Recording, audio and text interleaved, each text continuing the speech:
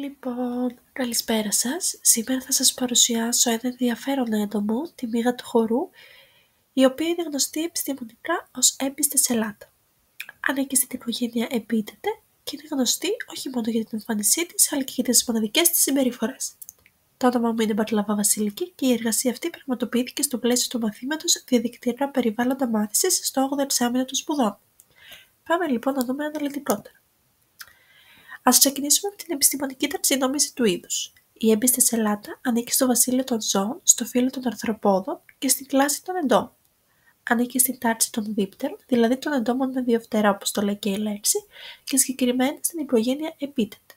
Το κοινό της όνομα είναι μύγα του χορού, ένας όρος που αντανακλά την ιδιαίτερη συμπεριφορά της που θα δούμε στην συνέχεια. Η έμπιστα σελάτα ξεχωρίζει εύκολα με γυμνό μάτι.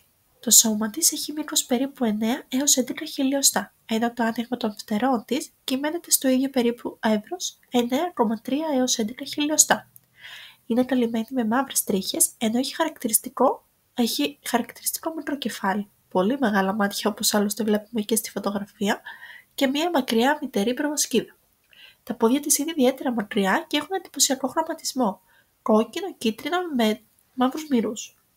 Τα φτερά της έχουν ένα καστανό χρώμα που τη βοηθά να καμουφλάρεται στο φυσικό της περιβάλλον. Η μύγα του χορού είναι ευρέως διαδεδομένη στην Ευρώπη. Τη συναντάμε από τις μεσογειακές χώρες όπως η Ελλάδα μέχρι και τη Σκανδιναβία, αλλά και ακόμα πιο ανατολικά, μέχρι την Ιαπωνία δηλαδή. Επιλέγει υγρά λιβάδια, άκρες δασών και περιοχές με μέτρια βλάστηση. Τη βλέπουμε συχνά πάνω σε ανθισμένα φυτά, καθώς εκεί βρίσκει τόσο τροφή όσο και ευκαιρίες για αναπαραγωγή. Πάμε να δούμε τον κύκλο ζωής της.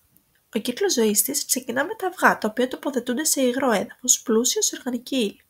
Οι προνύμφες που εκολάπτονται είναι σαρκοφάγες και τρέφονται με μικρά αρθρόποδα. Ζουν συνήθως μέσα σε φύλλα που αποσυντίθεται. Μετά τη φάση της νύμφης μεταμορφώνονται σε ενήλικα άτομα.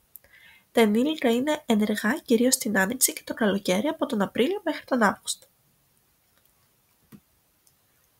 Όσον αφορά τη διατροφή, τα ενήλικα τρέφονται κυρίως με νέκταρα. Προτιμούν ιδιαίτερα φυτά της οικογένειας των σκιαδανθών. Όμως δεν είναι μόνο φυτοφάγα, χρησιμοποιούν την προβοσκίδα τους για να διαπερνούν και να καταναλώνουν μικρά έντομα. Οι προνύμφες από την άλλη είναι αποκλειστικά σαρκοφάγες. Στην αναπαραγωγική συμπεριφορά, το αρσενικό προσφέρει στο θηλυκό ένα νυφικό δώρο, ένα δηλαδή νεκρό έντομο. Η σύζευξη πραγματοποιείται μόνο αν το θηλυκό αποδεχθεί αυτό το δώρο. Αυτή η συμπεριφορά θεωρείται εξαιρετικά σπάνια και πολύ ενδιαφέρουσα στη μελέτη της εντομολογίας. Η μύγα του χορού διαδραματίζει σημαντικό οικολογικό ρόλο. Πρώτον, είναι θηρευτής, συμβάλλοντας στο περιορισμό πληθυσμών μικρότερων εντόμων, λειτουργώντας έτσι ως φυσικό εντομοκτόνο. Παράλληλα όμως είναι και θύραμα, αφού αποτελεί τροφή για πουλιά και μεγαλύτερα έντομα. Τέλος, είναι και επικονιαστής, καθώς κατά την αναζήτηση νέκταρ βοηθάει στη γονιμοποίηση των φυτών. Ευτυχώς για εμάς, η έμπιστα σελάτα δεν προκαλεί προβλήματα στον άνθρωπο. Δεν τσιμπάει, δεν προκαλεί αλλεργίες και δεν μεταφέρει ασθένειες.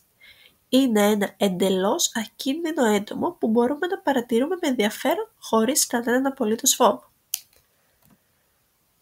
Πάμε λοιπόν να δούμε τα συμπεράσματα. Συνοψίζοντας λοιπόν, η μύγα του χορού είναι ένα σημαντικό έντομο για την ευρωπαϊκή πανίδα. Παίζει ένα ρόλο κλειδί, θα μπορούσαμε να πούμε, στον έλεγχο των παρασίτων, συμμετέχει στην επικονίαση και παρουσιάζει μια μοναδική σχεδόν ρομαντική αναπαραγωγική συμπεριφορά. Είναι ένα ακόμη εντυπωσιακό παράδειγμα της πολυπλοκότητας της φύσης που αποδεικνύει πως κάθε πλάσμα, όσο μικρό κι αν είναι, έχει τη δική του ξεχωριστή θέση στο οικοσύστημα. Σας ευχαριστώ θερμά για την προσοχή σας και εννοείται ότι είμαι στη διάθεσή σας για οποιαδήποτε ερώτηση.